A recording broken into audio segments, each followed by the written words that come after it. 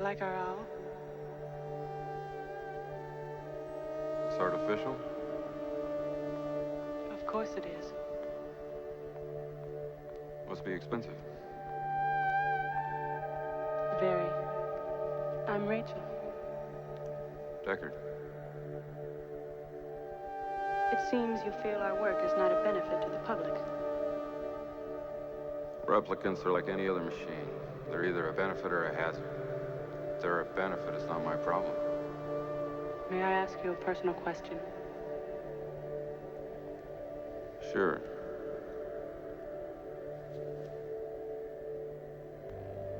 Have you ever retired a human by mistake?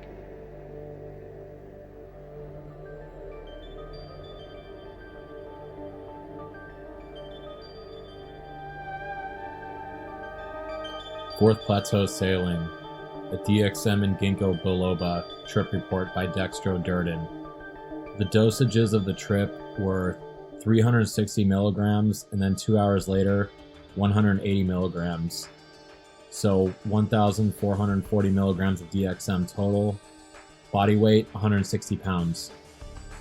On with the trip. Through the months, I've done many varieties of marijuana. Played around with Adderall, nutmeg, nitrous, morning glory, mushrooms, diphenhydramine, dimenhydrinate, oxycodone, Vicodin, crack cocaine, and several others that escape me at the moment. However, few of these substances can hold a candle to my most beloved drug of all, one with which I've had incredible success and dozens of truly profound experiences, the drug being, of course, DXM.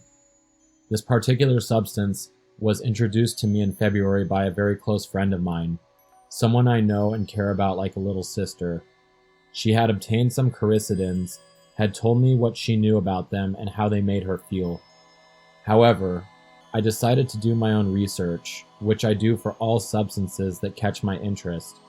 Rather quickly, I learned everything there is about DXM, and through many experiences, I developed a prodigal tolerance and wisdom with the drug. Ask any drug user at school, and they will all confirm that I am the authority on DXM, and that they have noticed a drastic change for the better in me. I'm not stupid with the drug, or irresponsible, but I deeply enjoy what it does for me. I have had tons of trips, most of them in mid to high third plateau doses, which for me means around 800 to 1,200 milligrams. As an experienced DXM user should know, however, is that the elusive fourth plateau can sometimes be very difficult to reach, or to remember after being reached. Fortunately for me, about 2 weeks ago, I succeeded with flying colors. The night of the experience, it was a Friday night at my home. The days prior, I had spent reading numerous fourth plateau experiences posted by veteran users. On one such report, I encountered a useful piece of advice to help maintain a sort of mental clarity during the experience. A member on the forum said to try using the supplements vitamin B complex and ginkgo biloba prior to tripping. He said they would help keep a more defined sense of consciousness about you, and that when employed, they would greatly improve your memory during the following experience. As luck would have it, my mom had both of these supplements in her collection, so I took several of each in the morning, again in the afternoon, and once more before my DXM doses. I had 4 bottles of Robitussin long-acting syrup in my possession for the experience, each one containing approximately 360 milligrams of DXM, and no other unpleasant ingredients, of course. At about 7 p.m., I drank 3 of these bottles in quick succession, a total of about 1,080 milligrams. This has always been very easy for me. I have never gotten nauseous from any DXM product, which a lot of my friends marvel at. With those 3 down, I munched on an apple to neutralize the taste of the syrup on my tongue, and went out to the living room to watch some basketball. The game ended at around 8:30, and at this time, I got up and traveled back to my room. I was feeling a very slight buzz from the alcohol contained in those bottles, maybe 3 shots worth.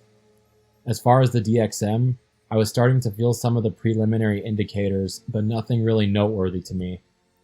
In my room, I locked my door, turned on my favorite fan and lamp, opened a decoy book should my mom knock, and rested my eyes while awaiting the bigger effects. By 9 p.m., I was feeling a solid second plateau experience. My signal to take the last remaining Robitussin. I downed it. Went to my side table drawer and got one of the many drug notebooks. Opened it up to a blank page, prepared to write, something I love to do whenever possible.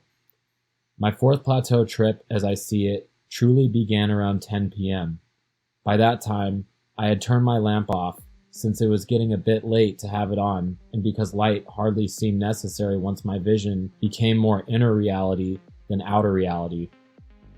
What follows is my memories of my fourth plateau journey. The experience.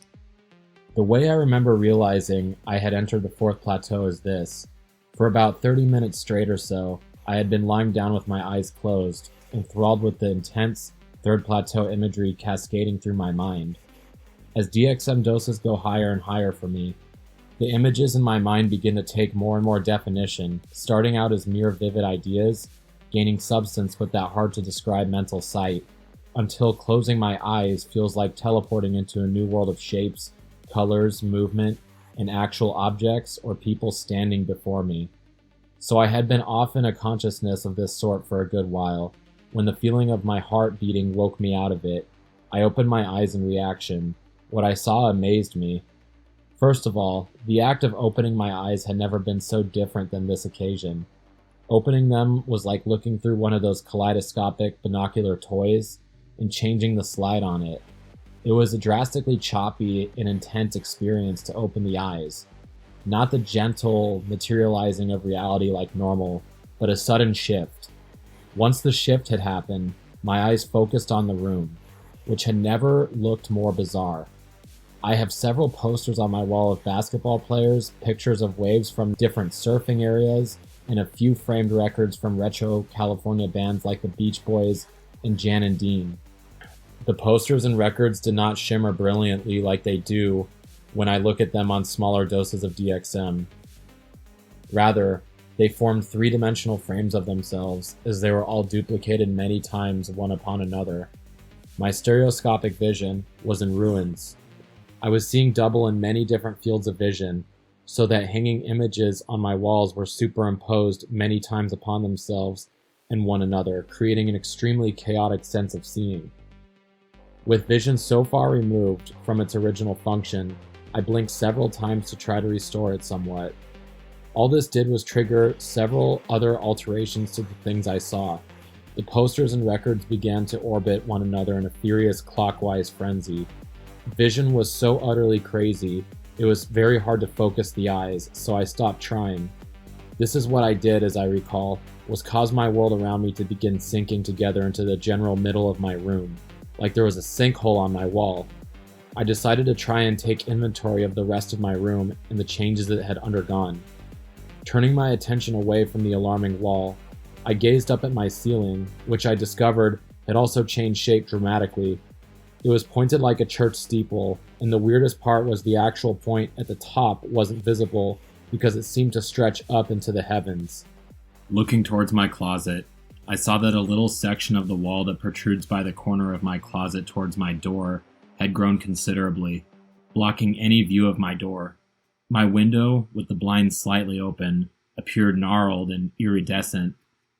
My bed itself appeared to have grown more than double its size, so that my body lay in the middle of a mammoth-sized mattress that struck me more as a sailboat, hence my report's title, than anything else.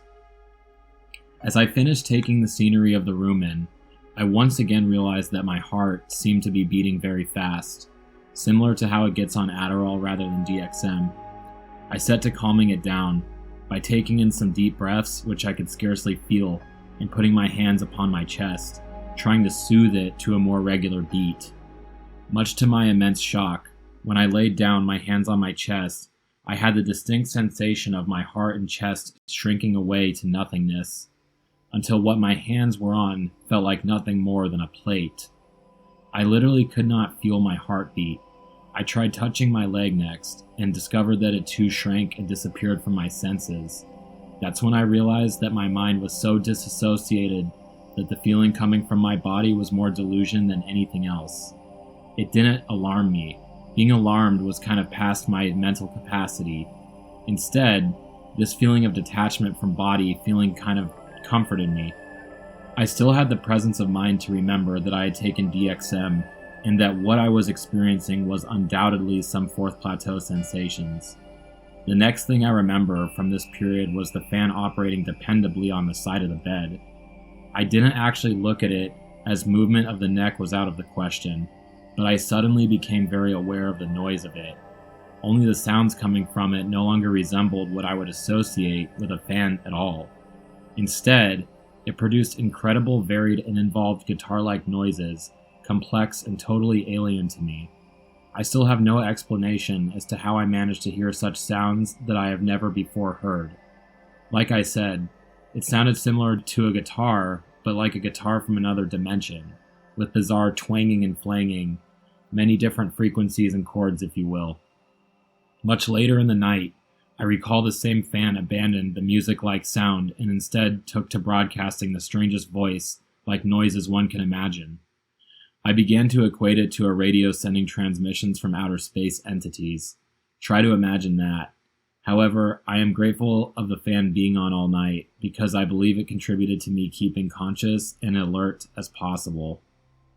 I spent probably an hour or so with my eyes open, observing what I could and trying to extract meaning from what I saw. Remember, this whole time since I entered the fourth plateau, my mind had taken on a completely different persona. Looking back on it, I was very far removed from the self I know so well. This was actually very fun because it broke down all the barriers in my thinking. Nothing that I thought or imagined seemed based on anything prior to what was happening at that moment. Nothing hinged on predispositions, prejudices, beliefs, or any other inner block that all regularly functioning people carry with them wherever they go. All that I thought seemed in reaction to an outside influence I couldn't identify. A mind so very free of all restraints that it wanders lost. In such a state, it can be hard to keep focusing with some things. In a way, it's like being a newborn baby, where every experience out there seems new and profound and infinitely deep. This results in a short attention span of sorts. I soon found myself back in my mind, in vivid worlds and systems of delusional thinking. Soon the barrier between inner and outer reality seemed to vanish as the difference between eyes open and closed became irrelevant. I began to experience what I would later term the Chinadoll Effect, in which my mind would have an imagination, and within that imagination would form a new, deeper delusion. Within that delusion, I would discover another, even deeper imagination, hallucination, dream, whatever you would like to call it. After enough of these, I would find myself in a deeply multi-layered false reality, further removed from true existence than ever in my life. True reality held no consequence, and the realities I experienced, although often rather abstract or otherwise impossible to articulate, seemed infinitely deeper and more eternally preserved than what human existence amounts to. This made me begin to reevaluate the concept of heaven entirely. It seems that most people view heaven as a paradise-like extension of life on earth, with people walking around with everlasting joy, with all the possessions and sources of joy they always longed for. However, upon experiencing this deep-seated form of reality in the fourth plateau, I experienced an all-new kind of contentment that I would argue you could easily characterize like heaven. Very hard to put into words, and with good reason. Wouldn't it be reasonable to think that a state of heaven, nirvana, whatever, would defy description in this way? I also happen to believe that this sort of state is the one that commonly occurs at the fourth plateau, but that often becomes forgotten when the experience has ended due to its rich complexity. However, the ginkgo biloba, said to heighten mental focus and processing, and the vitamin B complex, said to improve vision and similar brain mechanisms, seem to do the trick in allowing me to retain that part of the experience. From here, I began to sink into all sorts of dreamscapes and involved delusions, occasionally coming back to reality, where my room would always be altered greatly, and often the delusions would continue out there. For example, I began to feel movement coming from different corners in my bed, like there was something or someone fidgeting around. Interestingly, my body itself had almost no feeling, and yet I could sense feeling from these other imaginary sources. Very strange. At one point during the night, I had an out-of-body experience which I have had previously with DXM. At the time, I was off in the dream world, where I opened my eyes to discover I was on my ceiling. I looked down to see my catatonic body laying several feet beneath me. I had the ability to move around in this state if I made the mental effort to, rather than to try to physically move. The whole out-of-body thing has always struck me as fascinating. One could theorize it as evidence of the spirit or soul. Perhaps, when the body and mind are so thoroughly anesthetized, it allows the spirit, soul, to emerge from the body, free of earthly restraints. Just a thought. Anyway, the night from here seems rather blurry to my current recollection. What I do remember, amazingly, was that the night seemed to encompass several days, seriously. I remember waking once and thinking it might have all been a dream, until I noticed the tamper-evident rings from the Robitussin bottles I had donned on my thumbs. When I finally regained a sense of permanent consciousness at about 10 a.m., more than 12 hours later, I discovered I was still experiencing some vivid second plateau effects, such as a very shimmery altered vision and occasional off-kilter thoughts I have grown to easily identify as DXM-induced. I also found that I was incredibly shaky. That persisted for about 3 or more hours, although it went undetected by peers. I found the notebook I had opened at the beginning of the night and saw that I only managed a small page worth of writing before throwing the notebook aside. One of the lines I had written in frightening handwriting was, "I see a man walking free out of a pool, out of a planet, out of a brain. This man brings me peace of mind. I admire him greatly." Lol, funny stuff. I sat back and reflected on the night for much of that day. I had some great epiphanies and experiences, although some of them have faded into ambiguity with time, but my sense of heavenly Chinadoll reality remains.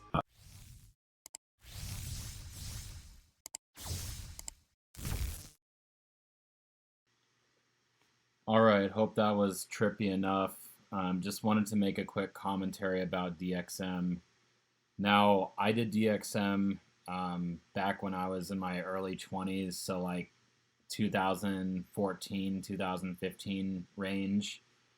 I do not recommend ever getting to the dose this guy did, which was 1,440 milligrams. That's 4 bottles of a specific type of Robitussin with the pure dextromethorphan in it. And the first trip I ever did was 360 milligrams. And that was when me and my friend went to this Globe Theater, and we were sitting in his car, and we just started downing our bottles of Robitussin, and I felt the trip start to kick in where I just felt really disassociated, and this is a dissociative drug. So what it does is it basically will make you more and more detached from your body. So for instance, you know, when we got out of the car and we started walking, for the first time I felt it. I did the robo walk where you feel like you're teleporting from the next footstep in front of you to the next. So instead of like fluid walking, you're like teleporting from place to place. Like, it's a very strange sensation. And when we went into this Globe Theater, I was just thinking like, dude, do these people notice me? Like, I feel like they notice me. And, you know, just having that super paranoid feeling. And I was feeling that a lot. And he's like, dude, just understand that no one cares. And I thought that was pretty profound when he said, just know that no one cares, because no one truly does care. Like, they just want to have a good time at this place, and like, they're not focused on you. So that's just one thing that that kind of got me like okay with going out and doing something on this substance, because it's much more potent than weed in terms of in terms of what it can, like, how much more paranoid it can make you feel in the moment. And I just remember when we were sitting down, like, the thing we were watching on this Globe, like, 3D theater was that the shapes, like the animals that we saw in this, started literally changing shape and becoming different than what was on the screen. And me and my friend could, like, notice it. We were both seeing really strange things on the screen. And it can distort your vision and hallucinate. But if you're aiming to hallucinate, I wouldn't do DXM at all. I would stick to anything else other than DXM. DXM is more for music euphoria, and like I said, I wouldn't go above anything above 360 milligrams, because the most I ever did was about 800 milligrams combined with weed, and that literally, I felt the same thing that the guy in this trip was feeling where he leaves his body. So I had an out-of-body experience where I feel I'm looking at myself floating up and looking down at my body. And at that time, I told my friends, like, hey, I think I'm going to die. And they were just like, dude, just go to your room. Just go to your room. You'll be good. And, you know, it was an extremely painful, it was painful for my brain to be like contracting and trying to get this chemical process through my brain.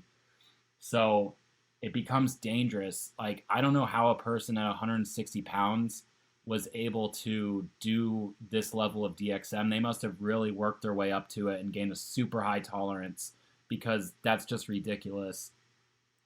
But yeah, I don't recommend doing this recreationally. But if you are determined to, just know that this is a very dangerous one, and to stay away from doing anything like what this guy did. So that's all I gotta say. Hope you enjoyed the trip, and looking forward to making the next one.